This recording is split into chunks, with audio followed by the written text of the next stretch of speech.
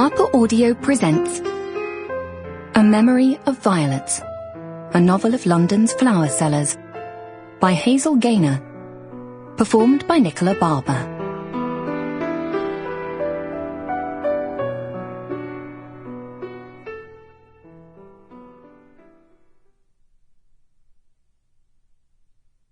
The difference between a lady and a flower girl is not how she behaves, but how she's treated. George Bernard Shaw, Pygmalion, 1912.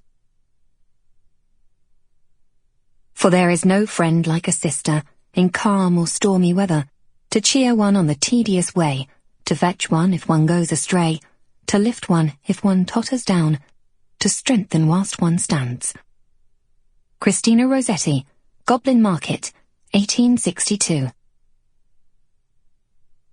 Not what we have, but what we use. Not what we see, but what we choose. These are the things that mar or bless the sum of human happiness. Clarence Ermy, The Things That Count, inscribed at Woodbridge Chapel in memory of John Groome, founder of the Watercress and Flower Girls mission. Prologue. London, March 1876. Florrie. Mammy once told me that all flowers are beautiful, but some are more beautiful than others. Same with babies, she said, 'cause I was after saying that little baby Rosie looked like a rotten old turnip, what with her face all purple and scrunched up. All babies look like rotten old turnips at first, Mammy said. She'll be all smoothed out by Lady Day, you wait and see. She was too, all smoothed out. After turning into a real pretty little thing she was then, especially with that hair, red as the flames in the Costers' smudge pot fires.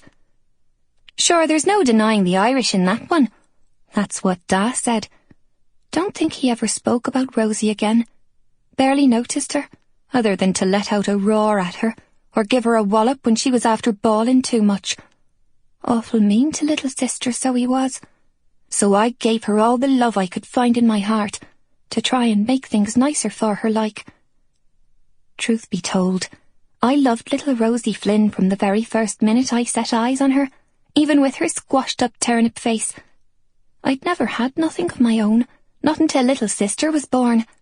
My very own sister, what had lived. Not like them other poor babies what had been born all blue and quiet. Like wilted violets after the frosts, so they were. But not little Rosie. Pink as a carnation she was, bawling good and proper in her vegetable-pallid cradle, and there I was, smiling at her like a great Egypt. Loved her to bits, so I did. When Rosie was small, Mammy'd throw her into the shallow with the stock money, and we'd head off to Covent Garden in the soot-black dark. You've got to get to the garden good and early, see, 4 or 5 o'clock, so as to get the pick of the best blooms after the shopkeepers have bought their stock.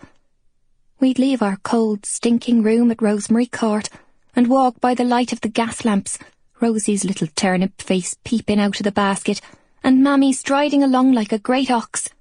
"Keep up, will you, Florrie Flynn?" she'd shout over her shoulder. "For the love of God, it'll be Christmas before we get there at this rate."